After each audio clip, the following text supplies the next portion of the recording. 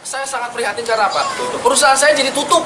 Yang mana tadinya itu menghidupi banyak orang. Berapa karyawan kita waktu itu? Ada sekitar 12 orang lebih. 12 orang itu jangan dari 12 orangnya, tapi kan dia juga punya anak dan istri. Itu terpaksa harus tutup. Belum lagi kantor rekan kami akhirnya tutup gara-gara penipuan ini.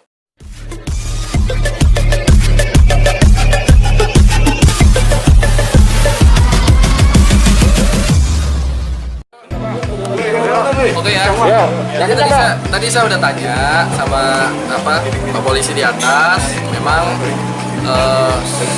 pemanggilannya dan kasusnya memang sedang berjalan gitu, sedang proses berjalan gitu. Tapi dengan adanya si orang yang saya waktu itu bilang bahwa dia menipu itu sudah ditahan dan sudah terdakwa, itu kan akan membuat satu hal yang berbeda lagi. Tapi kami hargai proses hukum ya, karena memang sedang berjalan. Dan insya Allah nanti begitu ada tidak terbukti bahwa kami mencemarkan nama baik, maka kami akan segera melaporkan kembali. Yang saya khawatirkan adalah seperti ini.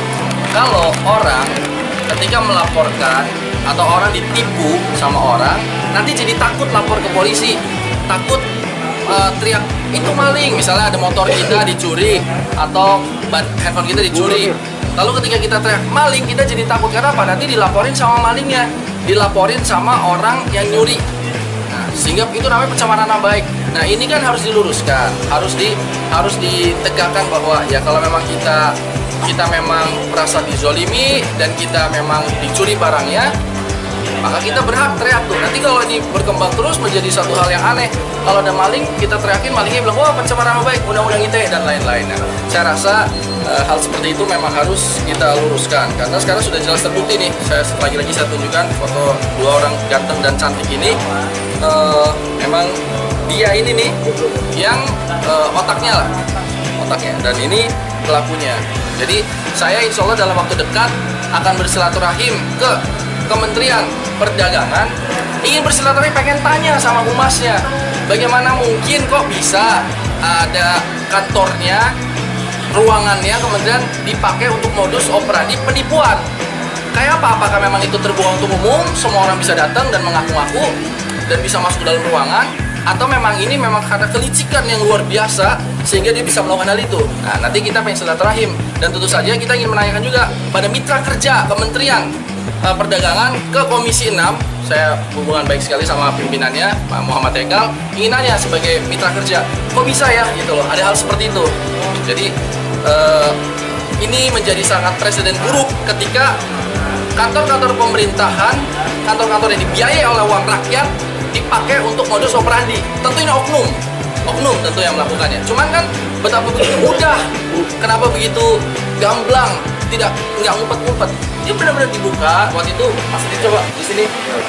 Iya, Mas Ridi pada saat itu pernah datang kan ke kantor kementerian dan itu ngumpet-ngumpet ya, terbuka aja kan, terbuka seperti. Ada beberapa korban lain. Ada beberapa korban lain yang memang yang juga tertipu gara-gara masuk ke dalam gedung Kementerian Perdagangan. Kalau misalnya kita ditipu di warung kopi, tipu di pinggir jalan, itu salah sendiri ya. Berarti kayak, ya kamu udah tahu orang ketemu di jalan ngaku-ngaku sebagai PNS, kamu percaya. Ini kita benar-benar di gedungnya, surat-suratnya pun keluar banyak lengkap dari laci-laci situ. Dan ini aslinya nih. Ini paling bawah ya. Ini dia jabatannya adalah auditor ahli muda. Tapi dia mengaku menjadi kepala bagian dan memang duduk di ruangan situ. Ini kan aneh. Seorang yang memang bukan jabatannya bisa duduk dan diakui oleh banyak orang di situ.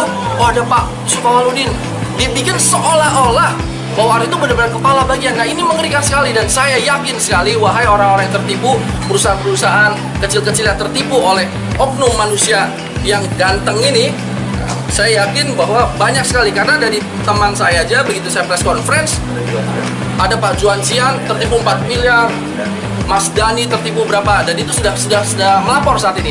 Dan saya yakin masih banyak. Kenapa bisa orang tertipu begitu banyak miliaran? Karena apa? Memang modus operandinya di gedung pemerintahan. Ini harus kita hentikan. Dan ketika saya menjadi orang yang pertama mempublish ke media sama manusia yang cantik rupawan ini, saya dilaporkan undang-undang ITE. Jadi semacam saya merasa ini seperti sindikat oknum-oknum. Jadi biar aja kita pakai gedung pemerintahan ini, kita pakai untuk nipu banyak orang. Nanti kalau ada orang lapor, kita laporkan undang-undang ITE. Saya merasa seperti itu. Nah, makanya iklan.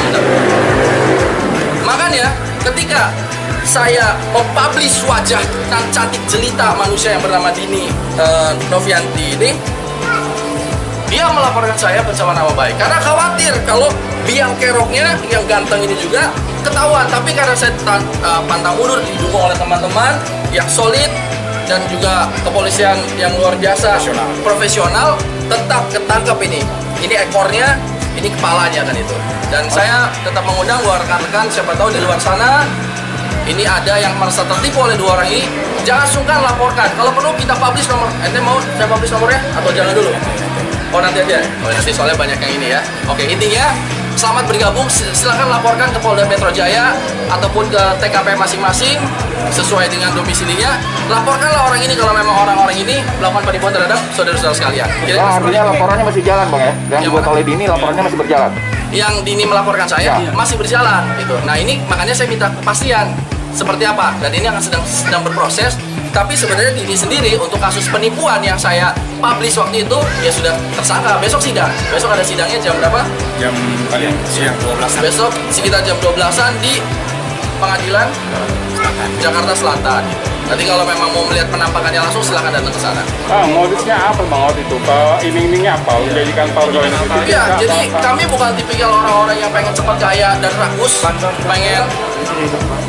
pengen cepat kaya seperti piara tuyul atau cebol. Bukan, memang prosedural bahwa ada penawaran dari kementerian, penawaran kerjasama antar perusahaan untuk ada SPK-nya, pembelian tiket. Jadi resmi gitu loh, keluar suratnya resmi, ada NPWP dan masing-masing benar-benar, dan itu dilakukan di kantor. Itu kan satu hal yang dahsyat sekali nih. Saya makanya meminta rekan-rekan, nanti saya akan datang ke DPR RI, ke Komisi 3, nanti sahabat saya yang terhormat Pak Arteri Dahlan itu insya Allah saya ingin silaturahim. Kenapa bisa seperti ini di Komisi 3? Ada hal seperti ini nih, dan juga Komisi 6 gitu. Karena nipunya nggak di pinggir jalan atau di kafe atau apa, di kementerian gitu loh, menggunakan gedung kementerian gitu. Dan SPK-nya pun keluar jelas. Jadi banyak orang yang saya yakin merasa bahwa seolah-olah pembayarannya sekarang tertunda, macet. Jadi yang disalahkan adalah negara, yang disalahkan adalah institusi suci kementerian itu. Padahal sebenarnya oknum-oknum yang bermain. Jadi kalau misalnya ada orang dapat tender, SPK-nya keluar, terus tagihannya nggak kebayar, mungkin berpikir mungkin karena lagi COVID, pemerintah lagi nggak punya uang, makanya tagihan nggak kebayar. Sebenarnya bukan. Sebenarnya itu adalah sindikat. Sebenarnya itu adalah suratnya aspal, asli tapi palsu.